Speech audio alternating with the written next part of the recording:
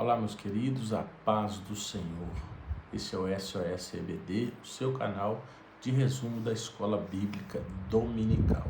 Hoje estudaremos a lição de número 4, o encontro de Ruth com Boaz. Como se deu tudo isso, como Deus trabalhou, como Deus proveu os meios para que esse encontro acontecesse e onde resultou, ou no que resultou esse encontro de Ruth com Boaz. O texto áureo diz assim: o Senhor galardoe o teu feito e seja cumprido o teu galardão do Senhor, Deus de Israel, sob cujas asas te viestes abrigar. Ruth capítulo 2, versículo 12. A verdade prática diz assim: o verdadeiro e puro modelo de bondade é servir uns aos outros de coração, confiando na fidelidade e justiça de Deus. Vale a pena confiar em Deus, vale a pena prosseguir, vale a pena esperar em Deus na sua fidelidade e na sua justiça. Sim, vale a pena. É o que a história de Ruth, o modelo da vida, de Ruth, o exemplo, nos ensina. É que vale a pena acreditar que Deus, ele governa todas as coisas e ele sempre irá trabalhar para que o fim daqueles que nele espera seja transformado, seja mudado, e que esse fim venha glorificar o nome do Senhor, ok? Introdução. Na lição anterior, o assunto central foi a amizade entre Noemi e Ruth, sogra e nora. Nesta presente lição, um novo personagem entra em cena, Boaz, o parente remidor. Veremos como o Deus da providência recompensa os que se doam os que se doam a bons relacionamentos. Hoje, no mundo atual, principalmente no mundo dos negócios, no mundo da mídia, do marketing, se fala muito em network, ou seja, sua rede de relacionamentos, aquelas pessoas com quem você se relaciona, com quem você mantém contato, com quem você convive. E fato é que os bons relacionamentos sempre nos levam ao crescimento, sempre nos levam a bons resultados. Porém, é claro que bons relacionamentos não são aqueles relacionamentos onde há interesse apenas financeiro, há interesse apenas de prazer, de satisfação. Não é isso. Bons relacionamentos são relacionamentos que nos levam ao crescimento, que nos levam muitas das vezes se tratando de nós que servimos a Deus, bons relacionamentos são aqueles que nos levam até a presença do Senhor, que nos ajuda a caminhar nos momentos difíceis e que também celebra conosco as vitórias, as conquistas e também aqueles momentos onde Deus traz a providência, Deus honra, ok? O tópico 1, Boaz, o remidor. Boaz era um homem próspero. O conceito de prosperidade de Boaz é o conceito mais purificado, vamos dizer assim, mais refinado de prosperidade. Por quê? Porque Boaz, ele era um homem afamado. O que é um homem afamado? É um homem de boa índole, é um homem de caráter, é um homem íntegro, respeitado e que, além de todas essas qualificações, possuía bens. O mundo de hoje resume muito a questão da prosperidade em finanças, em bens, em posses de coisas materiais, mas a Bíblia ela sempre vai apontar para a prosperidade no todo, uma reunião de qualificações e condições né, para que essa pessoa seja reconhecida como alguém próspero. Aqui no caso de Boaz, além de reunir essas qualificações de homem próspero, ele também se enquadrava no papel de remidor, ou seja, aquele que podia, tinha capacidade, autoridade, né, para ser um remidor ali dentro de uma linhagem familiar. Goel e Levir são duas obrigações, né?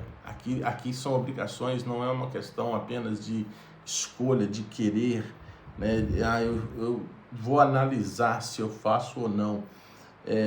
Que homens, né, pessoas como Boaz, tinham o dever de cumprir, se tratando da lei de Moisés, se tratando da lei do povo hebreu. A primeira, Goel, é a lei do resgate, né? A pessoa, ela tinha por obrigação de resgatar o seu parente em dificuldade, resgatar o seu parente que estivesse em ruínas, que estivesse em apuros. Então, resgatador é Goel, aqui o autor traz como o resgatador da terra que o falecido havia vendido. Então, resgatador. E a lei também, outra lei que era uma obrigação, é a lei do levirato. Na próxima lição nós vamos falar melhor sobre isso, mas aqui a gente já vai comentar. A lei do levirato previa que o irmão, né, do cunhado, se casasse com a viúva e suscitasse descendência ao falecido. Tudo indica que essa prática foi ampliada, seguindo uma ordem de parentesco mais abrangente, semelhante à do resgatador. No caso de Boaz, havia um remidor mais chegado que ele, ou seja, mais chegado aqui, alguém que estava dentro da linhagem da família mais próximo, né? Era algum parente mais próximo, de primeiro, segundo, aquela coisa que a gente sempre diz de primeiro, segundo, terceiro grau. Mas enfim,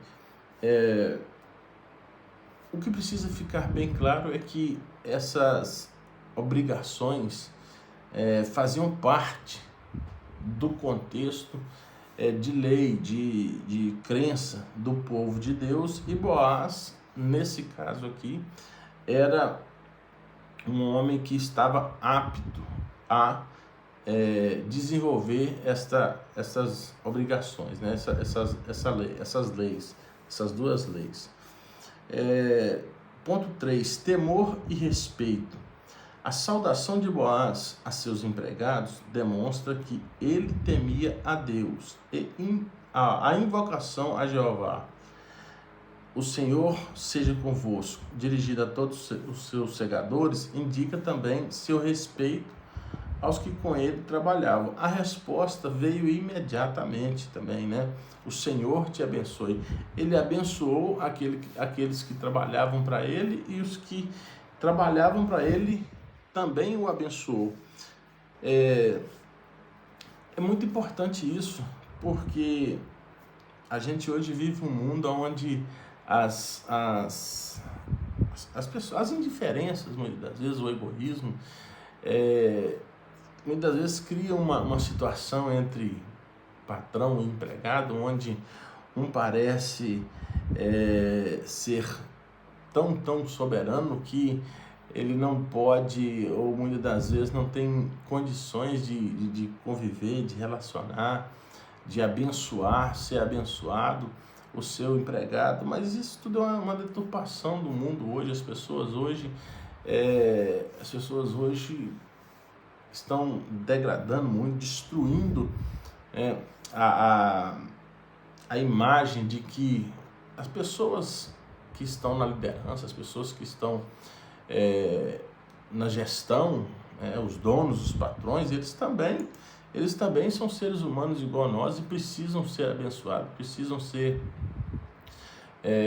respeitados, bem tratados, e da mesma maneira eles também precisam tratar bem aqueles que fazem acontecer o trabalho, né? Na verdade, essa disputa que se criou, essa barreira que se criou, ela vem muitas das vezes dessas ideologias, né, libertárias, né, libertarianas, vamos dizer assim, dessas ideologias partidárias, onde o patrão ele é visto como um monstro, né, um explorador, um lobo que só quer se aproveitar, e o empregado muitas das vezes é apresentado como uma vítima, né, como alguém que está ali o tempo todo produzindo, só produzindo riqueza e nunca chega a lugar nenhum.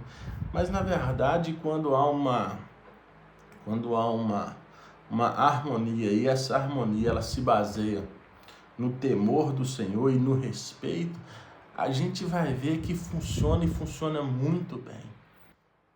Quando o patrão e o funcionário ali, o empregado, se respeitam e temem a Deus, a gente vê que tudo e todos prosperam. O trabalho prospera, os trabalhos prosperam, as pessoas prosperam. Existem várias pessoas aí que trabalham a vida inteira para outras e elas são prósperas, né? Então a gente tem que tirar da nossa mente essa ideia deturpada, né, de que o patrão só explora e que o empregado muitas das vezes é vítima, porque na verdade quando há um bom relacionamento, um relacionamento de respeito e com temor, todo mundo, na medida e na proporção do Senhor, será próspero, será abençoado. Por quê? Porque Deus ele se agrada. O apóstolo Paulo ele sempre ensinou aos irmãos que deviam servir ou trabalhar para os seus senhores como se estivessem fazendo para Deus, não só de aparência, não só ali naquele momento que estivessem sendo vigiados, né, ou observados. E então o que Paulo está dizendo? Paulo está dizendo que nós temos sim que ter comprometimento, nós temos sim que ter zelo, respeito por aquelas pessoas que os patrões, aqueles que são os donos, né? Aqueles que Deus capacitou para governarem, para estarem à frente e na posição que Deus colocou cada um, ok? Então, tiramos isso aí da mente, né? Que o empregado, o patrão é o terror e o empregado é a vítima. Não existe isso, ok? Ambos são muito importantes um para o outro. O empregado, ele produz, ele vende a sua mão de obra, e o patrão, ele muitas vezes ele é o gestor, ele é aquela pessoa que abre a porta, que administra, que tem competência, capacidade para gerar trabalho, ok? Tópico 2, o carinho de Boaz para com Ruth. A pureza não exclui a ternura. Logo que chegou ao campo, Boaz notou a presença de uma moça diferente entre os que respigavam. Informado de que era Ruth, dirigiu-se a ela de forma carinhosa, chamando-a de filha. Deu liberdade para continuar catando espiga em sua plantação e lhe assegurou de que seria tratada com o devido respeito. Boaz se preocupou com a segurança de Ruth. Então, todas essas qualificações que nós já falamos de Boaz até aqui são percebidas, né, ao longo da narrativa bíblica. A sua conduta para com os seus empregados, a sua conduta para com uma jovem, uma mulher, né, que estava ali entre os trabalhadores. Então, Boaz ele tinha de fato qualificações de um homem respeitoso, de um homem de bom caráter, né? o autor aqui da lição traz aí o adjetivo cavalheiro. Boaz era um cavalheiro, muito educado com todos. Um viver santo não exige que sejamos rudes e descorteses. Jesus, o mais puro dos homens, convivia com todos. Talvez o que o autor quis nos passar aqui, nos transmitir, seja aquela ideia que hoje ainda se vê um pouco, mas antes se via com muito mais frequência, as pessoas confundirem santidade com ignorância, né? Com robustez, com asperidade, né? Então as pessoas muitas vezes eram muito ásperas, elas eram rudes no tratamento e achavam que a santidade, a autoridade se baseava nessas coisas.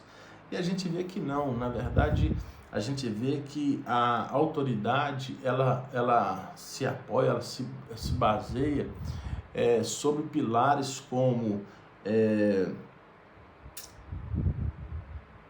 caráter, dignidade, honra, comprometimento, pessoas que são honestas.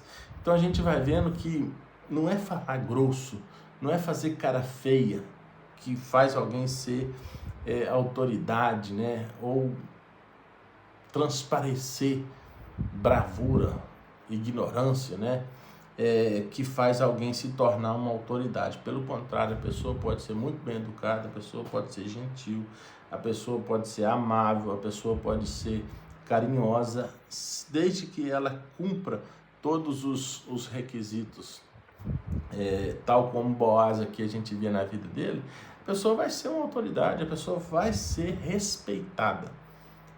O respeito, muitas das vezes, foi ensinado para nós, né, no passado, que o respeito se adquiria com bravura, com força, com violência. E não é. O respeito, ele se conquista, o respeito se conquista nas nossas atitudes. O respeito, ele se conquista, ele é conquistado mediante as nossas ações. A minha postura, a minha conduta, o que eu faço, como eu faço, o que eu falo, não só aquilo que eu transvisto, não só aquilo que eu aparento ser.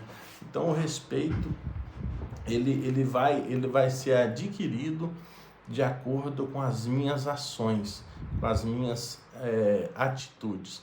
Se eu me portar levianamente, se eu sou uma pessoa que falo e não cumpro, que tenho uma má conduta diante das pessoas, se eu sou uma pessoa que tem uma vida totalmente degradante, como que eu vou ser autoridade? Como que eu vou ser alguém respeitado? Como que eu vou ser alguém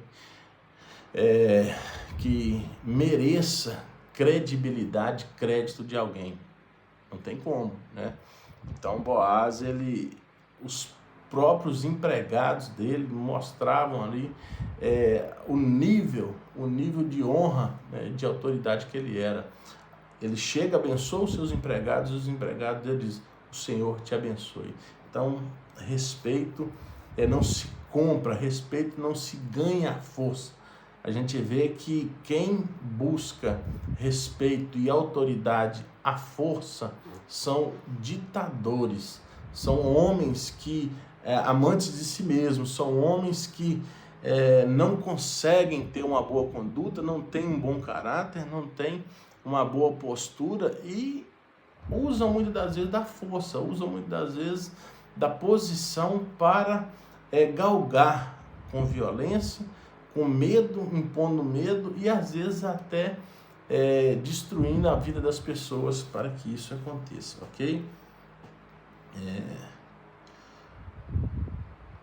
Ponto 2. Deus estava agindo.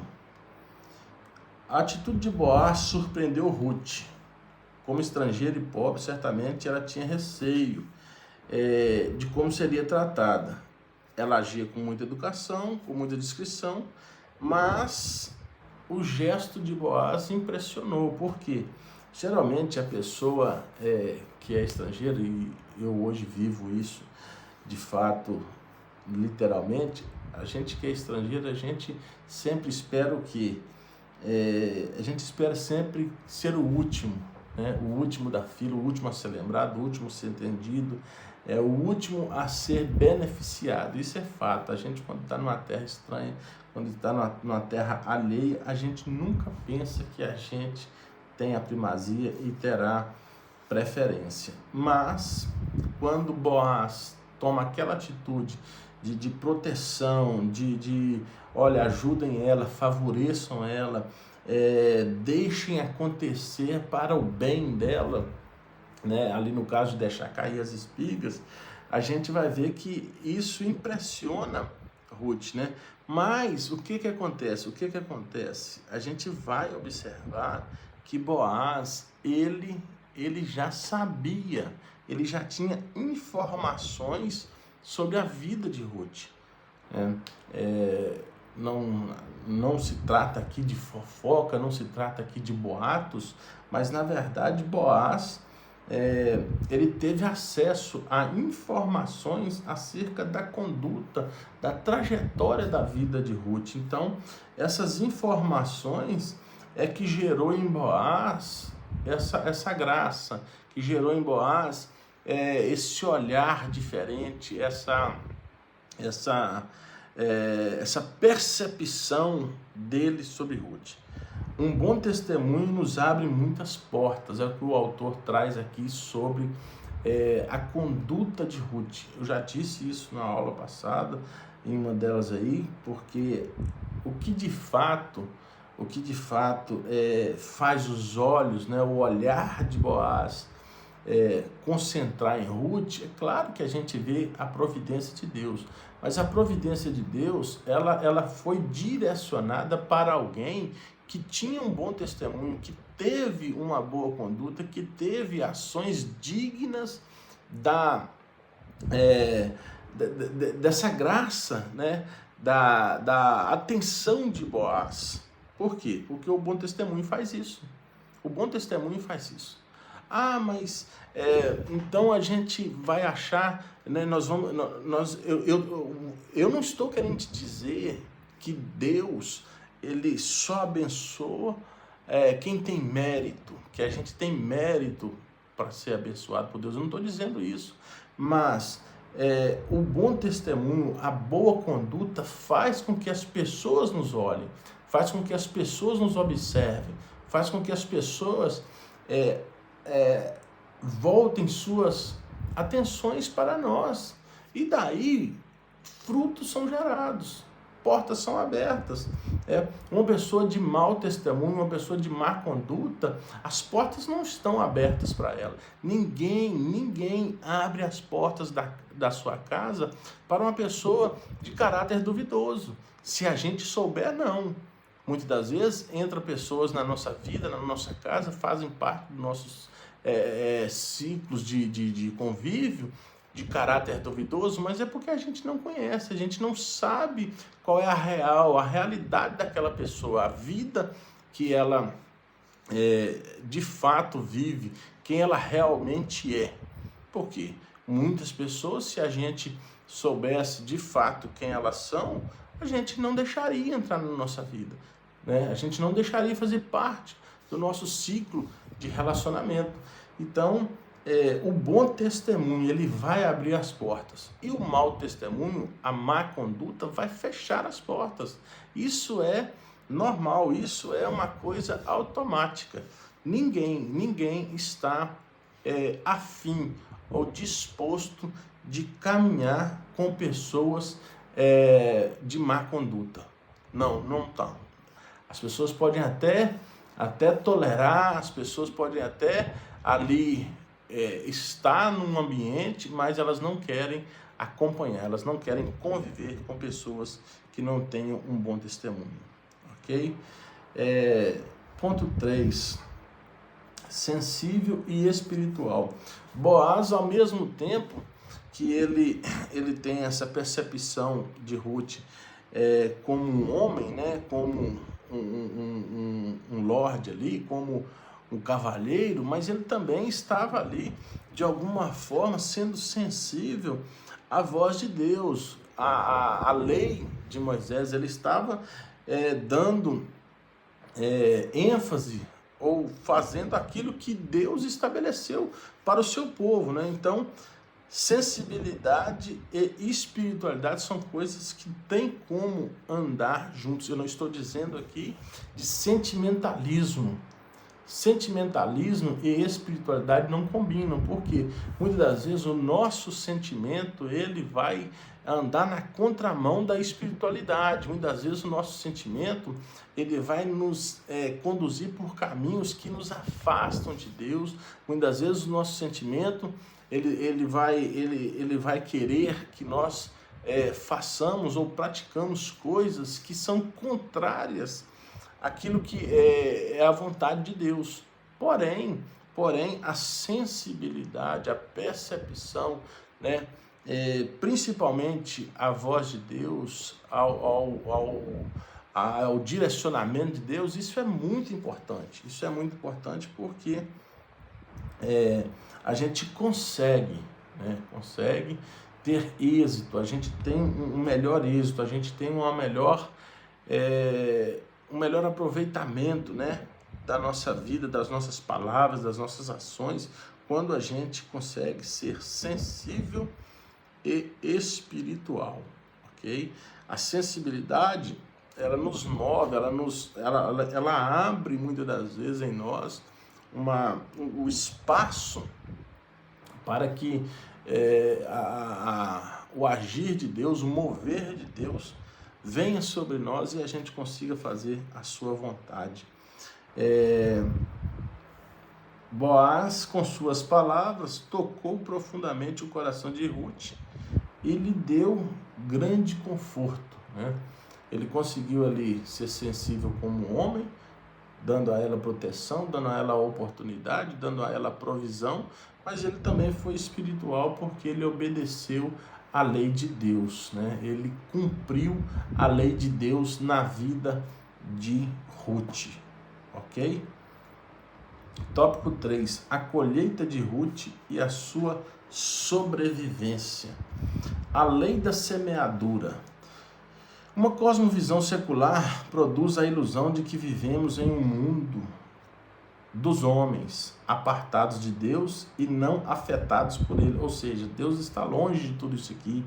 Deus perdeu o controle, Deus já não governa mais esse mundo é dos homens, ele o entregou aos homens e cada um faz o que quer. Isso é a maior mentira que o diabo, o inimigo, tem falado aos ouvidos da humanidade. Deus, ele continua regendo todas as coisas, ele continua no governo e ele está mais perto do que nunca de tudo que acontece nessa terra, de tudo que acontece nesse mundo.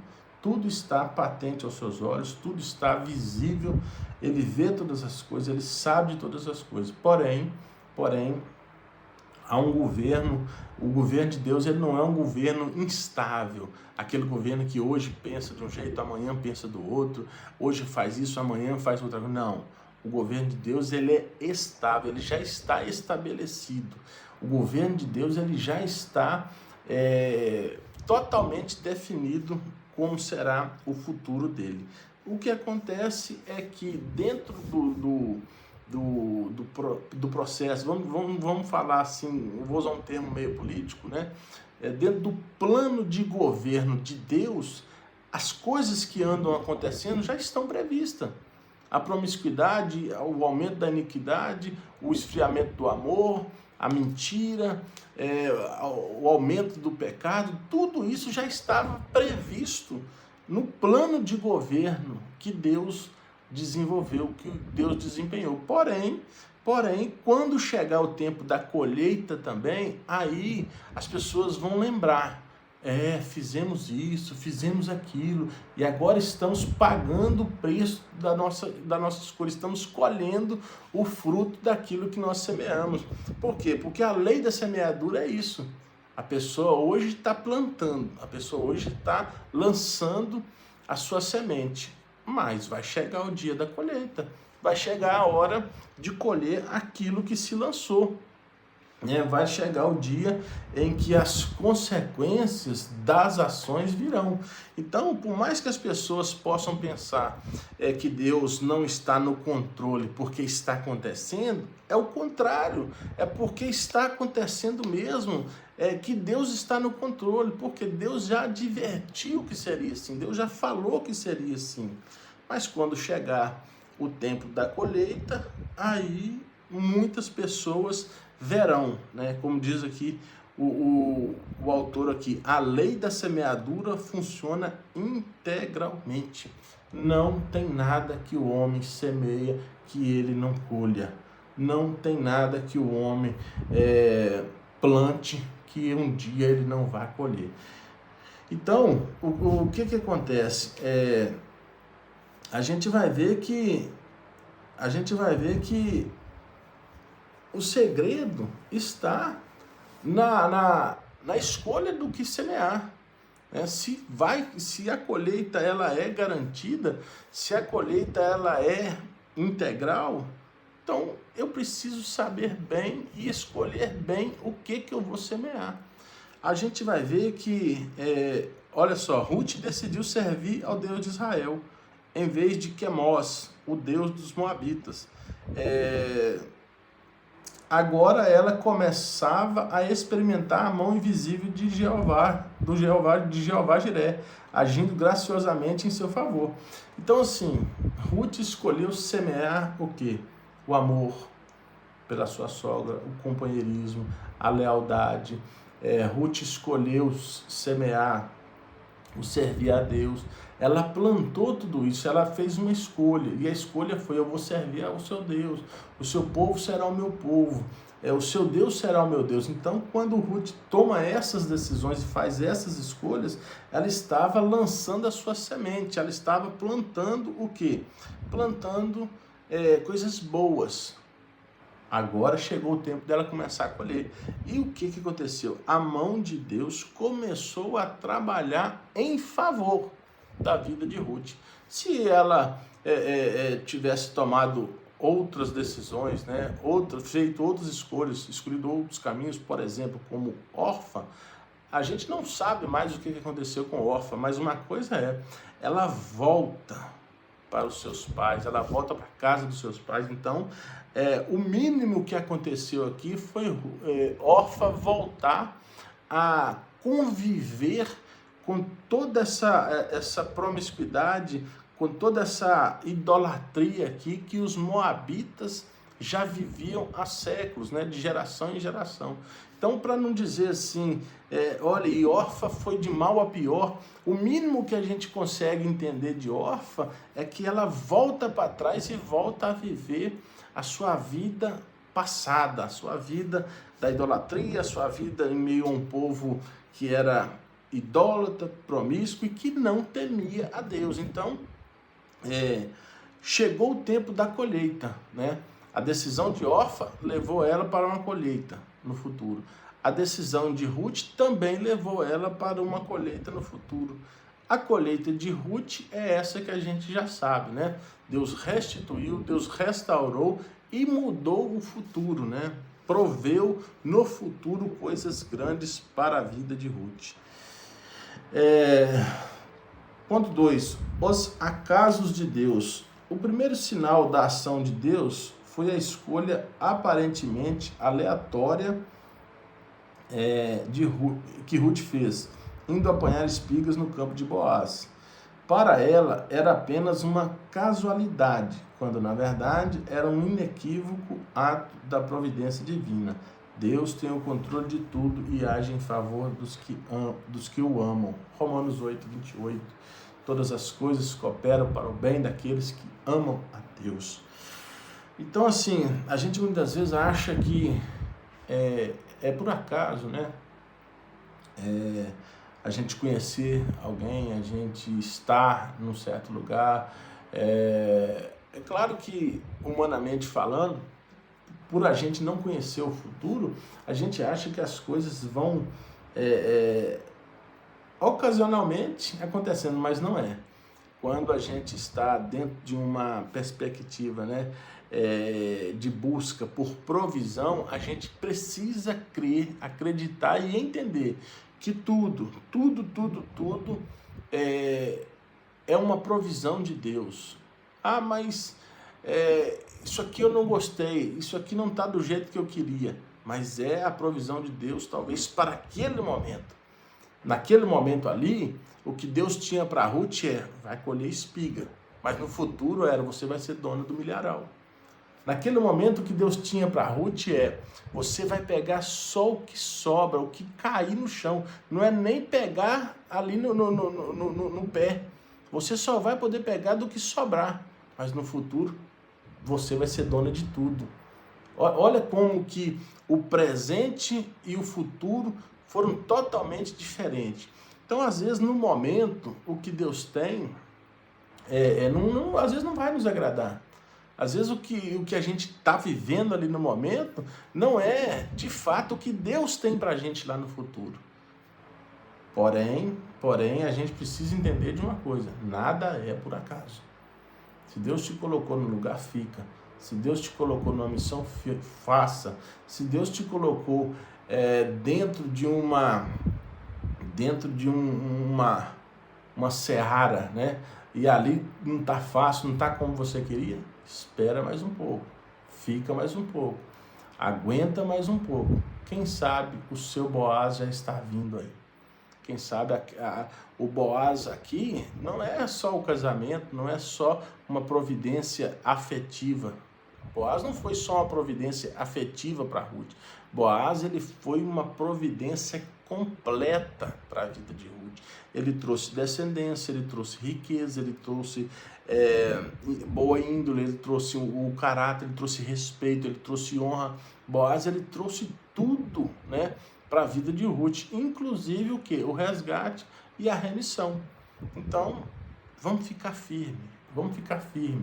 Está difícil, mas vamos ficar firme. Está apertado? Vamos ficar firme. Vamos continuar. Por quê? Boaz está vindo aí. Deus já está preparando um Boaz na nossa vida, ok? O resultado da colheita. Alguns frutos de nossas ações são colhidos de imediato. Outros levam tempo para aparecer, mas vai aparecer. Vai. Quer seja bons frutos, quer seja maus frutos, quer tenhamos semeado o bem, quer tenhamos semeado o mal, uma hora os frutos vão aparecer. E aí, neste momento, é que a ficha vai cair. Né? É nesse momento que muitas das vezes a nossa ficha vai cair.